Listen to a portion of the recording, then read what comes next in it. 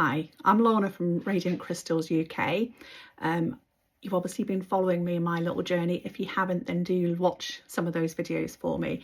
I want to talk to you about one particular crystal today. So rather than showing you an unpacking boxing video or an order packing video, or me washing crystals, or me doing stamping or internet or whatever, which are all things that I've been doing on my journey, I want to talk to you about a particular crystal.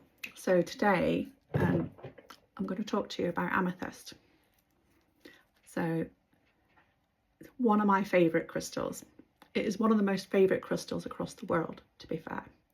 So it is one of the most widely loved crystals in the world, and for a good reason. It's known for its calming energy, its spiritual protection. It has beautiful purple colours. And comes in all variations. That's just some of the colour variations that you can have. Now, there's lots of different types of amethyst. So how do you know what's the right amethyst for you? What is it that actually makes it perfect for you in your environment, whether it's an amethyst spear, a portal, a heart, a royal cluster, a tower, a freeform? Which is the right amethyst for you? So hopefully I'm going to talk through a little bit about what I think, and you can make your own judgment. So I'm going to show you the crystals, because rather than sitting looking at me, watching the crystals is much nicer. So let's start. Why is amethyst so powerful? It's traditionally associated with being calm and stress relief, spiritual growth, intuition, protection from negative energy. It helps with better sleep and dream work, and it aids with clarity of mind. It resonates strongly with the third eye and crown chakras, if that's something that you believe with. Therefore, a lot of people will use it for meditation. For me, I just think it's beautiful. It's a beautiful stone. So amethyst royal clusters. So you can see a couple that are here. They don't have to be big, they can be small. Or like these ones, this is still a royal cluster, but it's more of an amethyst point. So they are best for cleansing the energy in your home. They're good for meditation rooms, good for stressful environments, and they are often used to charge other crystals. So people will use amethyst and then put their jewellery on it to charge the other jewellery, for example. They radiate that calm. I think the colour, purple, has a very rich feel to it. It's the colour of nobility. It uplifts your room. That sparkle and that shine is absolutely stunning in anybody's room. Now, I'm going to show you a couple of other pieces, because amethyst can also have other crystals growing within it. So on this particular point, those white dots that you're seeing are actually beginnings of calcite kind of growths, which is fascinating. I think it's fascinating personally. And then if I show you this one, it's a deep purple again, but do you see that darker band in the middle? That's iron and iron inclusions. And then lastly, if I show you this little fellow, this little heart, you'll see the colour's quite different. There's a green to this one. And on the back, that's actually jasper within the kind of the matrix of where it's forming. And you can see the jasper and you can see the red iron in there. Quite often it's called praserite rather than amethyst, but it is still amethyst. It's part of the quartz family. So amethyst towers and points. Now this is one of my favourite ones. See how chunky those points are. Absolutely stunning. Quite heavy as well, actually. So these are my two amethyst towers and points. So I don't have many, but they are lovely. But they're good for more focusing and tension. So the point shape, that pointed shape, is aids that kind of direction of your focus. So, and aids the energy direction of what you're wanting. So apparently your energy focuses and then goes up through the dip. So therefore it's quite a powerful manifestation tool. Good for holding, good for work with intention work. And again, apart from anything else, having something like that in your room is just a stunning piece to own. Hearts. Now I've got quite a few hearts. You can see there's a massive heart in the background there, which I'm not going to pick up because it's like 3 kilos in weight. And then I have some smaller hearts. Now, obviously hearts are the shape of love. They are the shape of self-love. It's a comforting, reassuring kind of shape. So these crystals, the heart-shaped crystals, come with a sort of heart-based intentions. So kind of a gentle, nurturing energy, and especially powerful for emotional balance and self-care. So the shape, it kind of symbolises compassion and love. Again, look at the difference in colour. This one's got some larger points on it. And then if I compare that to that, we've got like a lavender going on with this one. Actually, there's a double layer on that one. Fabulous.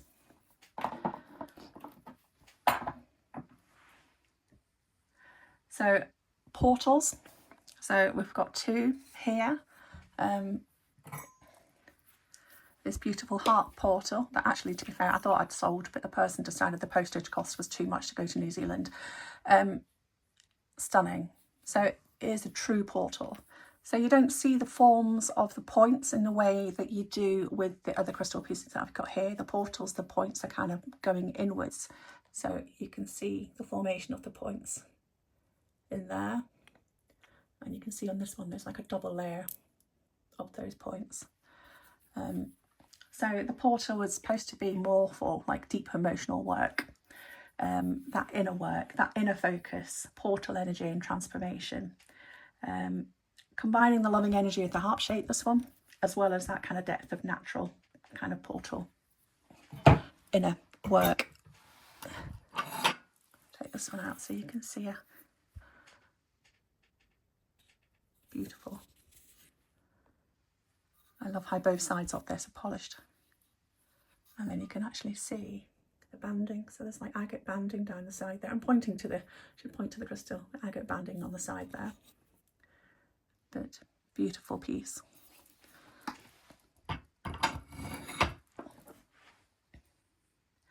So amethyst jewellery. So I'm wearing a ring and a bracelet today. In fact, I'm wearing 2 bracelets. Oops, except this one's just got tangled. So that's a chevron amethyst and an amethyst chunk. So again, it's energy that you can take with you. So you can take these kind of crystals, and if you're wearing them, you have them with you all day. Some people put crystals in the pocket, so something like that you could carry in a pocket with you and it would be with you all day. So it's that kind of ideal for that kind of self-worth, self-love, looking for calming and kind of protective energy throughout your day. Also good for if you're in a busy environment. So the free forms. So these are what I would call free forms. So it's like an amethyst chunk that's been polished on the sides. It's not raw completely in the way that is a completely raw piece. There's been no polishing on it at all. But this has been kind of formed and shaped. Very beautiful piece, that one. And again, so this has been shaped into this kind of oval shape, but the shape of the quartz has dictated how it kind of looks. But you can see the crystal formation on there. And how shiny is this quartz along here. It's beautiful. And then, although it's not a purple amethyst, this is like a red amethyst going on.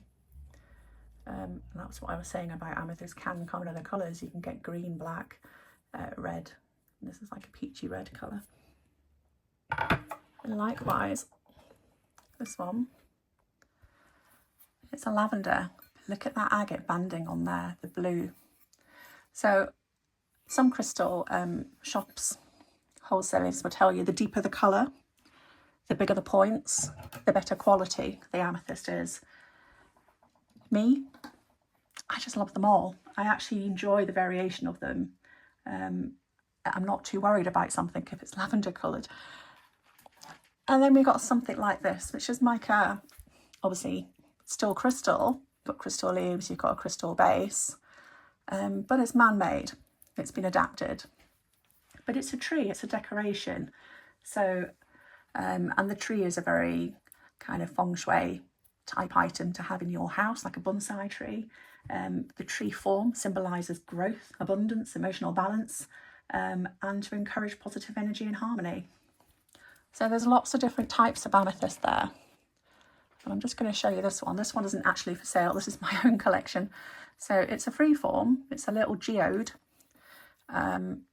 which is another form again. So it's like a portal or an amethyst kind of geode that's cut in half. But this one's got a piece of calcite growing in it.